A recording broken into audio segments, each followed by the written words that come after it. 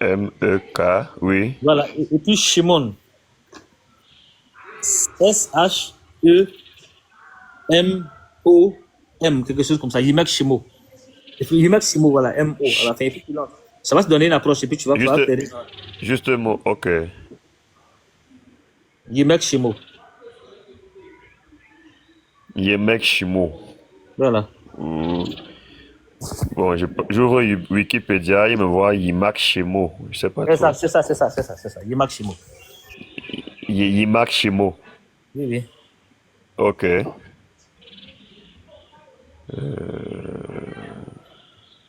J'ouvre.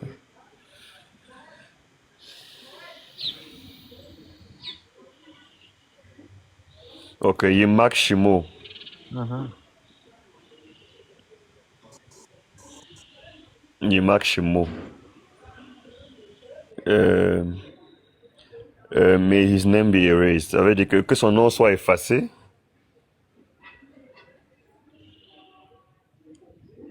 Monsieur Askia. Oui, je t'entends. Je dis c'est en anglais. C'est bien faux. Oh, La source est toujours en ok. anglais. Oui, oui. May his name be erased. C'est Iboko. En fait, c'est une malédiction hébreu. Continue. Placed after the name of a particular enemy. En fait, c'est comme une insulte. Qu'on attribue aux ennemis d'Israël. Continue. Evil doing Jews. Evil cause placed after the name of particular enemies of the Jewish people.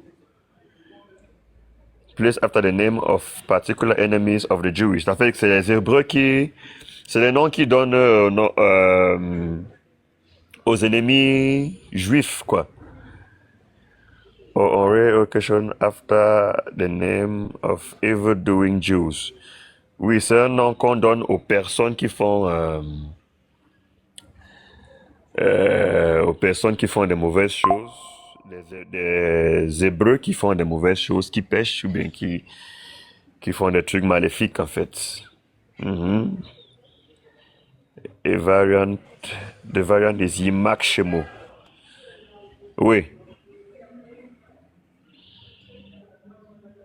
je vois, monsieur Askia. Yimak Shemo, oui, dit justement que c'est comme une malédiction, c'est une injure, c'est une insulte, c'est un nom on attribue aux personnes qui font du mal, en fait. Ok, donc c'est noté. Donc ici, le Yimak Shimo, quand tu vas lire, ça c'est un élément de réponse que tu as là-bas, tu vas continuer de le lire après. Tu vas voir que c'est le Yimak Shimo qui est l'acronyme de Yeshu. Comme tu Aïe. lis en anglais, je suis ravi, parce que quand tu vas finir de lire l'article sur Yimak Shimo, tu vas voir que c'est Yimak Shimo qui est Yeshu. Et pourquoi dans le Comment Talmud ça? Parce que les rabbins de Ah. l'époque voyaient le fils de Marie de façon péjorative. Ils ne le voyaient rien de bon de lui. Et ils voulaient salir son nom. Uh-huh. Donc, par souci,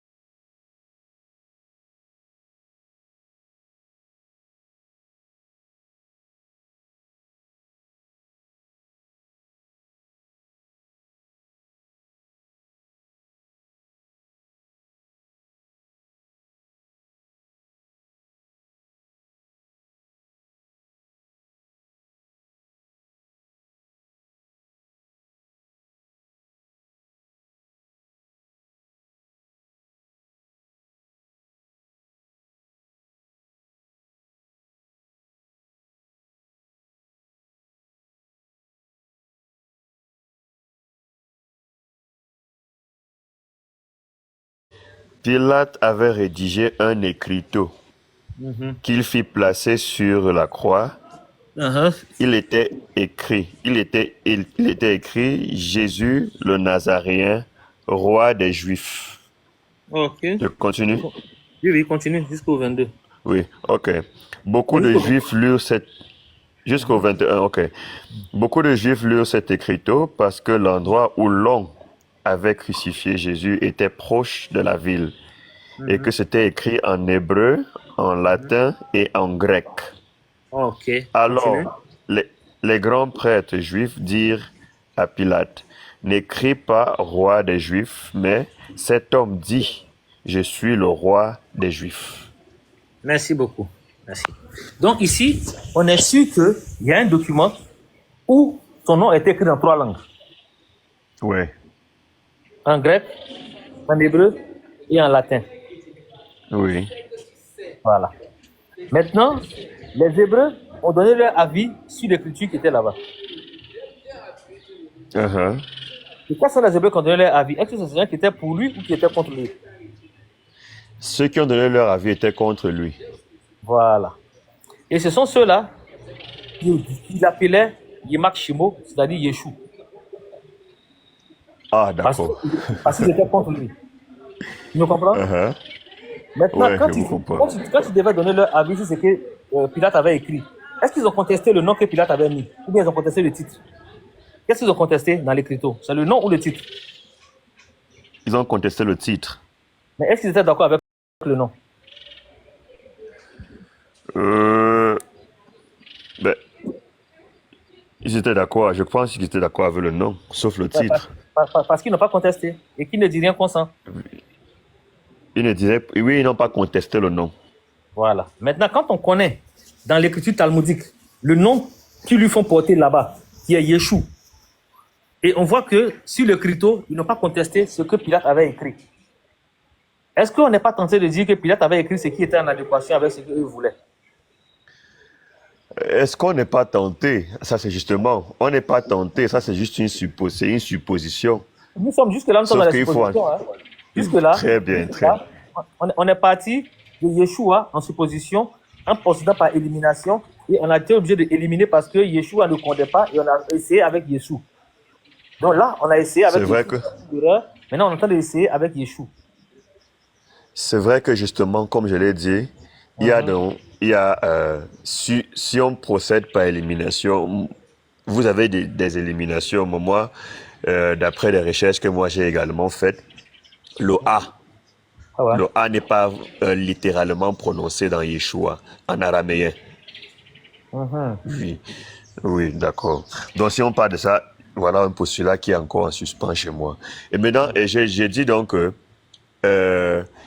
dans le mot Jesus, nous avons déjà 3 sons qui reviennent. Et puis, quand nous allons dans le Talmud, on voit que les 3 sons qui reviennent, Quels sont ces 3 sons-là dans Yeshua? Yesu, Yé, S et U. Non, mais il n'y a pas Yé, S et U, c'est Yeshua. Le S, ce n'est pas un son. Le S, c'est une consonne. La consonne, Bon, une consonne, en fait. la Oui, consonne, oui, Yesu. la consonne en aucun cas ne peut être une syllabe. Mais pourtant, la voyelle peut être une syllabe. Oui, je parle. Voilà, donc ne Tout faites à pas fait. une consonne. Je parle donc de... Il y a 3 sons. Ok. Je parle de 2. On peut dire 2, 3. Non, il n'y a pas lettres. 3, c'est 2. C'est 2 sons. Là, quand on parle de son, on parle de 2 syllabe. sons. Voilà, mais est-ce que dans Yeshua, on a 2 sons? Mais le son chou est composé de ch et ou. Non, le son chou, c'est chou. C'est comme quand tu me dis le son ta. Tu vas me dire que c'est composé de te et puis a. Non. Là, c'est la composition de la syllabe. Ta, c'est ta. De la C'est une syllabe, on dit la même chose. On dit la même chose. Oui, La syllabe. La syllabe, c'est un Oui. mot qui se prononce Ok. en un seul trait. Donc, le chou, Très bien. le chou est une syllabe, c'est pas che et ou. C'est chou, c'est une syllabe. Ok. Le chou, la syllabe ou est constituée de chou, de ch et ou. Oui, ça c'est la consonne. qu'on est d'accord quand même. Oui, la consonne. Oui, il y a une n'est pas consonne. un son en elle-même. Voilà Oui, pourquoi on oui. l'appelle consonne. Mais oui, la C'est la consonne voyelle. donne quand même le son. Non, c'est la voyelle qui donne le son de la consonne. La consonne en elle-même ne donne pas de son. C'est la voyelle qui donne le son à la consonne. C'est-à-dire que si tu as mis un I Oui. devant un B, ça devient B. Si tu as mis un A devant un B, ça devient bas. Si tu as mis un O devant un B, ça devient beau. Et si tu mets un B seul, tu ne peux pas prononcer, tu es obligé de faire B, mais tu ne peux pas prononcer. Voilà, il faut mettre une Très voyelle bien. avant pour trouver le son. Donc, le ch C'est en juste. lui-même n'est pas un son. Très Et s'il bien. a un son, Mais s'il pour a un avoir son, le son, oui, si tu le considères comme un son, en ce moment-là, dans Yeshua, tu vas avoir 4 sons. Tu vas avoir Yé, tu vas avoir Che, tu vas avoir Ou, tu vas avoir A. Là, ça fait 4. Ça ne colle pas encore avec Yesus. Ok, Parce que je parle du son. Yeshua, si tu veux partir du postulat que